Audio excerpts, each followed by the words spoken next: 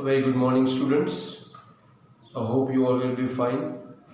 Welcome back, you all the students on the Alchemy online classes. Okay, students. So we will continue our previous chapter, history chapter number 1. What, when, where, and how. So previously we have stopped at the finding out about the past. So that topic we will continue. Okay, students. Okay, if you want to note down anything, you may have the pen and paper with you. Okay, so here we will start, student. As I told you last time, I asked you one question, student, last time, if you remember, what the people ate during the ancient period. What the people ate during the ancient period. So to find out this answer, archaeologists, they have did something, and what they have did, they look for the bones of the animals. They have looked for the bones of the animals. They also looked for the bones of the birds, bones of the fish. So by studying all these things, the archaeologists came on the conclusion what people ate during the ancient period. Okay, student. So apart from this, student, the remains of the plant didn't survive for the last. As you know all, the remains of the plant, because the students, the plants are the biodegradable things. The plants are the biodegradable, so the plant didn't survive for more.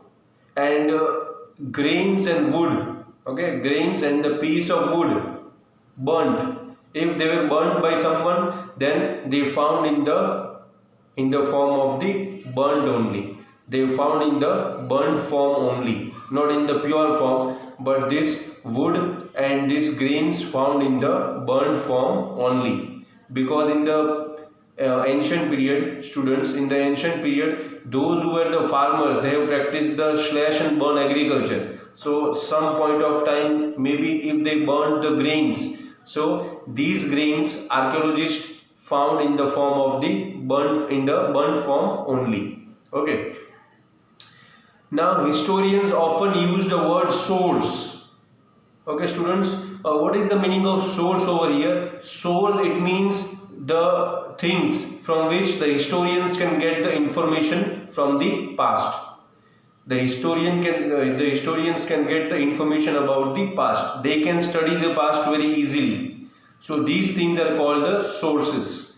So here sources, it means which things can be included in the sources, students. In the sources, the manuscript, the inscriptions, and the textual records, the archaeology. So these all the things can be included in the sources. Okay. So from where the archaeologist can get the information.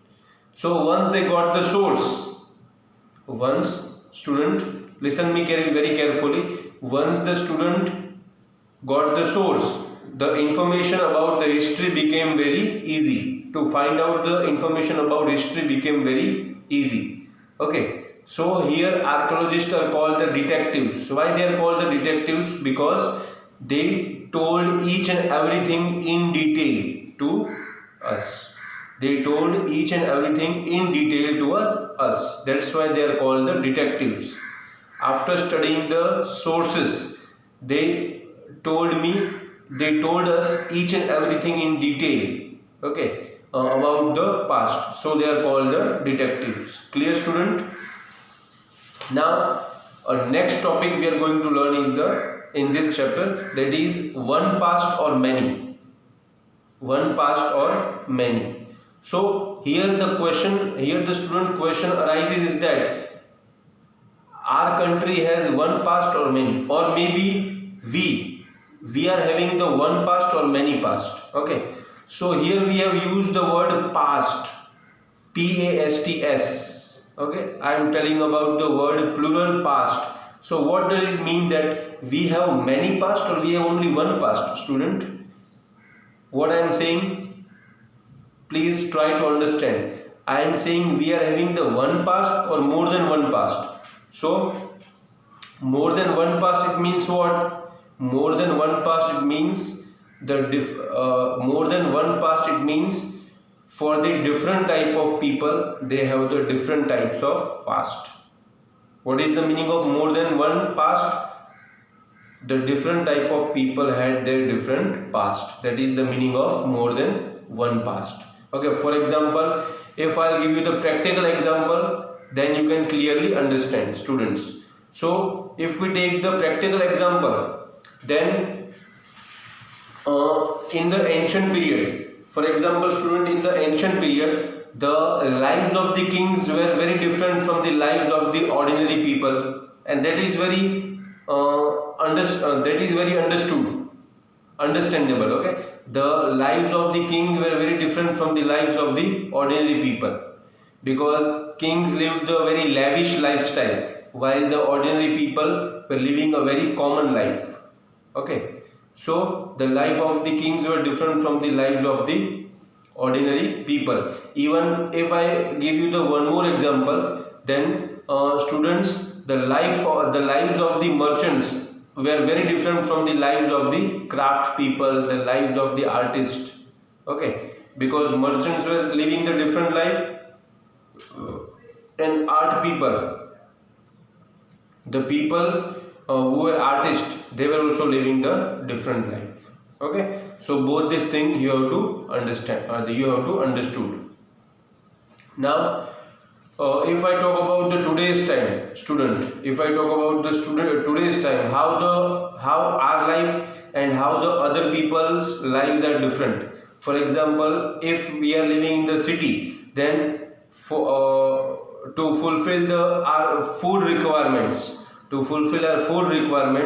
we are dependent on the other sources. To fulfill our food requirements, we are dependent on the other sources, student. But when I talk about the Andaman Nicobar, those people who live in the Andaman Nicobar, so to fulfill their food requirement, they are dependent on the hunting, fishing, okay, animal rearing. So they are dependent on all these type of things. So our life is different and their life is different.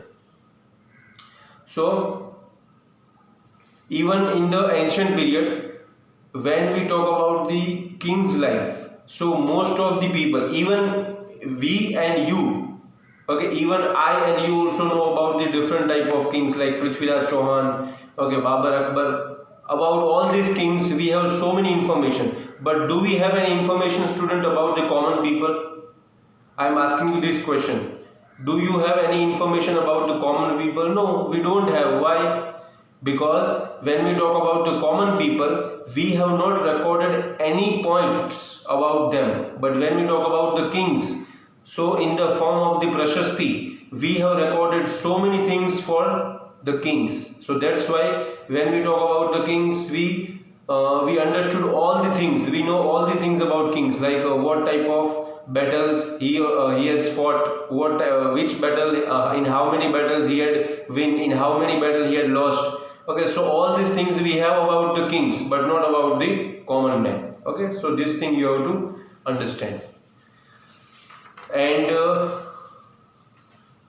last topic, student, that we are going to take is the what do dates mean. Okay, now if I tell you, students, what is the meaning for date, what is the meaning of date for you, so what you will tell me? You will tell me that, sir, date, it means the date will come like 2, 3, 4, and then month will come like 7, 8, 9, okay, and then year will come like 2020, 2019, 2018. So all these is date for you and for me maybe, okay, but date is not only this much, but in the ancient period, when we talk about the dates, so it is counted from the birth of the Jesus Christ.